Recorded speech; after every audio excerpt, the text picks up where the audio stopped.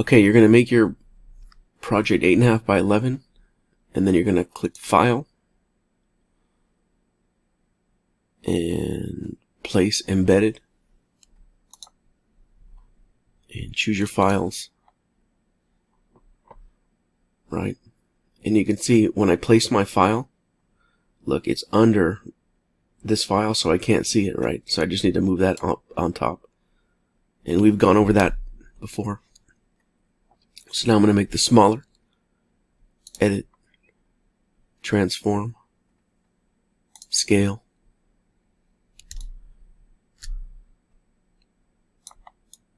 And I'll put him right here.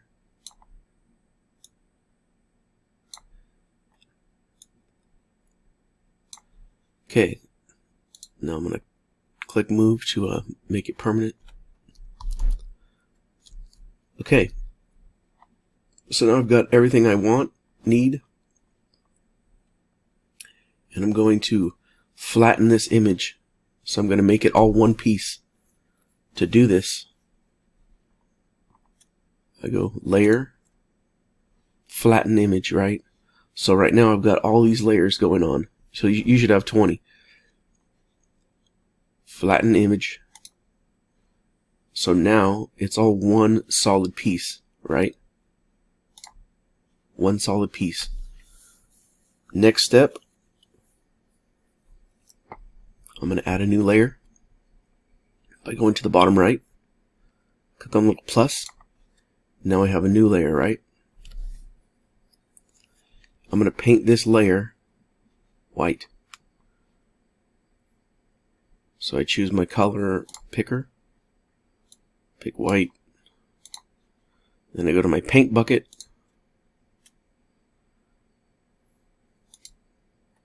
and I paint it. So now I have two layers. I've got my white layer, right? And then my layer with all the pictures. So right now, let's go ahead and hide the white layer for right now. And we'll go to our background layer. And you see this little lock right here? This means we can't modify it. But we want to modify it. So what we want to do is just click on the lock. And now it's unlocked. Now we're going to use a new tool called the Smudge Tool. And just like the other tools, you can make it larger, right? Make it really large, and it'll mess everything up.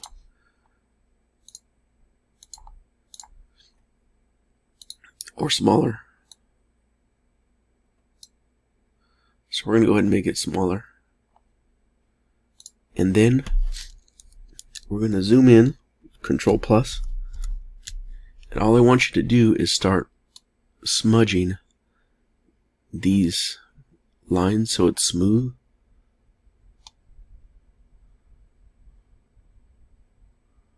Right? And it doesn't have to be perfect. You can like zoom in or whatever. You just want to make it so it doesn't look as harsh. But still don't mess with their pictures, just mess with the corners.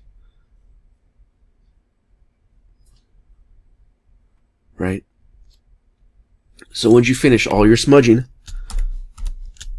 so all these lines are no longer sharp, then we go back to our main layer. And now we're going to go to our text tool, type tool. Click on it. Oh, we have white text on white background. So let's go ahead and change that to, it doesn't matter what color. And the font I want you to use is Impact. Right? Impact. And let's try 72. You're going to type in Black History Month.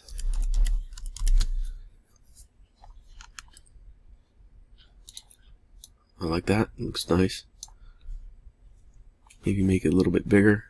I'll go back to my type tool. highlight.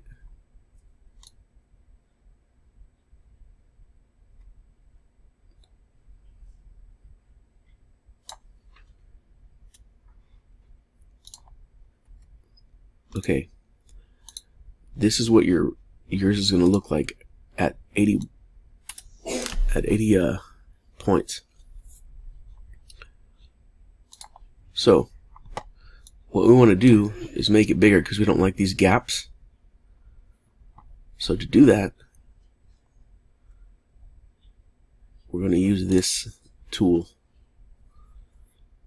So we go back to our type tool, and we're going to click on this little button. That's the palette. So this right here could make it go wider or tighter, right?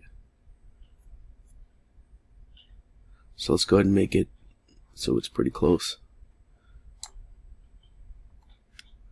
right? That looks good. Now I want to make it bigger. Edit, transform, scale, so it fits a lot of the area. That looks good. Next step, I'm going to use my magic wand tool, and I'm going to click on all the letters. So I click on the B, then I hold shift and I select all the letters. I just keep shift held down.